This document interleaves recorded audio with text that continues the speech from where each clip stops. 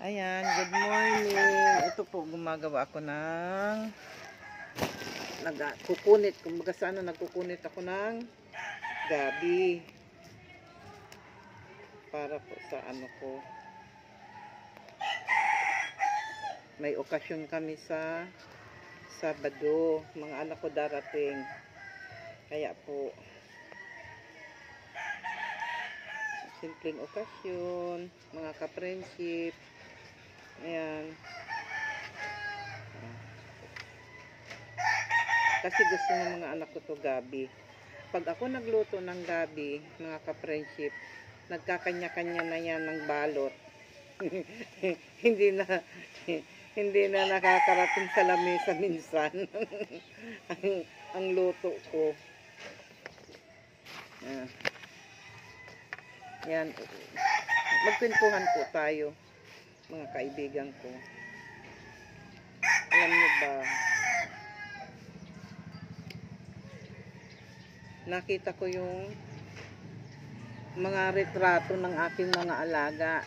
Si Dogger, si Pangit, saka si Bob. Kasi mababait yung mga aso ko. Kasi sa probinsya, mga ka-friendship, ang aso ko, 7 yan. 7 mga aso ko. Hindi ka makakapasok ng bahay kasi may gate kami. Yung aso, sasalubungin ka na. Pero pag dumungaw na ako, pag pinatigil ko ang aking mga alagang aso, nahinto yan. Sige na, pumasok ka. Kahit malayo pa lang, pinapapasok ko sila. Hindi ka naaanohin, nandito ako. Kahit tumatahol na talaga, hindi nila inaano. Pero pag wala talagang lalapain sila. Marunong, kahit nga ito kung hindi ko nakokontrol. Matapang tong aso ko, si Riley. Kinakagat-kagat nga niya yung apo ko eh. Sinasaway ko lang. Ngayon, nakita ko yung picture. Hindi ako yung, hindi. Parang nakita ko yung mga picture nila, parang kinuhot ng puso ko, mga ka-friendship. Parang pagkatapos tumutulo na yung luha ko, umiiyak na ako. Kasi napakabait ng mga aso ko. Kasi nandito ako sa Maynila. 7 ang aso ko. Yung si Dogger, yung black and white na may black and white, polka dots. Yun, pinapapasok yung Karen ng anak ko. Yun, second year high school. Wala ako kasi naoperahan niya noon yung nasa Maynila ako. Kasi yung asawa ko naoperahan, yun, ganun. Siya lang ang bantay doon siya lang kasi nag-aaral siya eh. Sa Bicol, inoperahan yung asawa ko dito sa Maynila. Ngayon, siya lang mag-isa doon. Hindi siya natatakot kasi pag natatakot siya, kayakap niya yung si Dogger. Ayan. Kayakap niya yung polka dot. Si Pangit naman, nasa labas, nakabantay, nandoon sa terrace. Kasi yung ibang mga aso, mga pakawala na yon. Yun na ang pag yung tumatawid talaga yung aso ko, pag yung may anuhan silang tao, may magnanakaw, talaga nagre-recorrida, umiikot yan. Yan mga aso yan. Talagang sila, kasi marami sa amin, alam mo na, gigising ka na lang, wala na si ganito, wala na yung pato, wala na yung manok. Ayan. Magigising kang wala ka ng alaga. Nakakalisot pa rin yung mga nangunguha.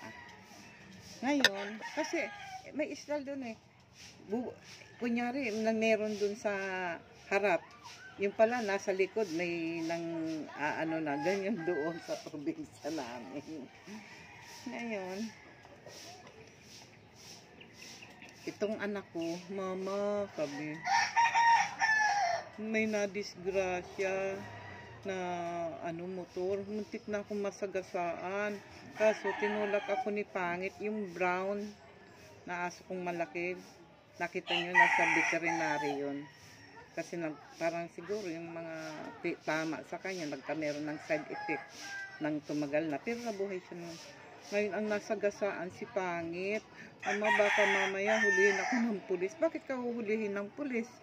Kasi na-disgrasya si Pangit. Paano na-disgrasya? Nasa gitna ba kayo ng daan? Wala po man, nandito kami sa may gilid ng ano. Dito lang kami dumadaan sa gilid. Oh, di wala kayo sa ano, wala kayo sa kalsada. Wala po man, nandito kami sa may damuhan. Kaso papunta sa amin yung ano, yung motor. Pagkatapos bigla daw siyang itinulak ni Pangit. Di umiiyak nga. Mama, nawawala si Pangit, sabi niya. Tumakbo siya man, umiiyak. Di iyo. Tapos nakita niya, buhay naman yung aso. Di iyo, napilay-pilay daw. Ang tama, sa may tiyan. Parang tinamaan yung ano. Di, yun nga. Pagkatapos, baka, ngayon tumama sa ano, yung motor. Tumama doon sa gate namin, sa may pader. Pero, bangas-bangas yung ano. Pero, hindi nagreklamo. Siguro, lasing. Kasi, sabi ng anak ko, pasuray-suray yung motor. Di iyo. Kaya, nung pumunta na kami ng Maynila, siya na laging parang mag-iihi na siya ng dugo. Kasi nga, siguro, tinamaan yung kidney, na ano, yun. Eh, mama, dali natin si Pangit sa doktor, sabi niya.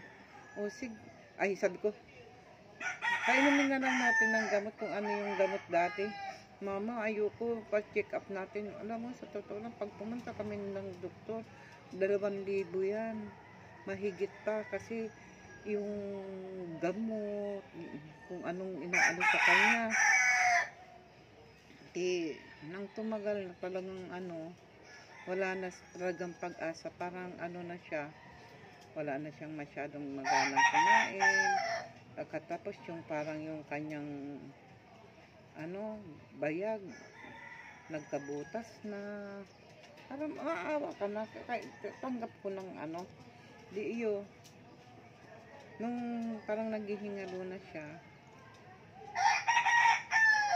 kinausap siya nung anak ko. Kausapin ko nga si Pangit, sabi nung anak ko. Kausapin ko sa cellphone yun, ha. Pangit, sabi nga. Sabi niya, kung hindi mo na kaya, sabi, umano ka na lang, kaysa naman maghihirap ka, sabi ganon. Mahal na alalahanin mo, mahal na mahal ka, mahal na mahal kita, mahal ka namin. Yung nag-aano na si Pangit, ang mga anak kong nag-iiyakan na yun.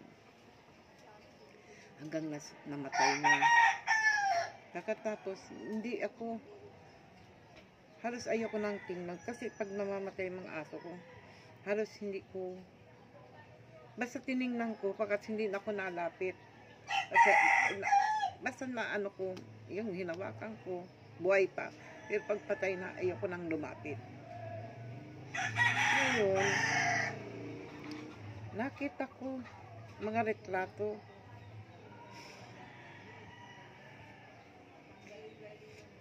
Pero yun, siyempre, kumaga sa ano, matagal na sila namatay. Nakita ko, masakit pala, na parang inano yung puso ko, parang ginumok, inano, gusto mo ang luha ko. Sige nang tulo, pero hindi ako sige, tulo ako ng tulo. Ang luha ko. Ang hirap din pala pag kahit na sila ay isa lang ano. Yung mga aso, talagang mamahalin pa rin sila.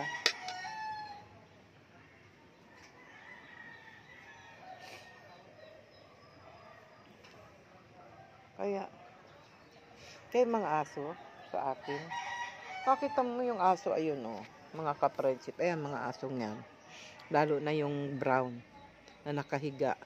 Hindi ko yan aso, pero pag ako umaalis mga ka-friendship, sumasama yan sa palengke sa akin. Kahit sa tindahan, lagi yan nakasunod sa akin. Kahit hindi ko hayop, hindi ko alaga. Ayun naman yung pusa ko. Ano naman kayong ginagawa doon? Ming! Ming! Ayun, nakita mong ka-friendship. Ayun sila. Halika, ay! Ming! Ano kayo, saan yung pupuntang halaga kong yun? Ayan si Jaguar, ayun yung magkapatid. Ayan, kasi walang mga may-ari. Kakaawa pag mahuhulog ang kalooban mo pag ganyan na walang nag-aalaga sa kanila. Kaya, ay nakatingin sa akin si Jaguar. Itong aso kong ito, ayan.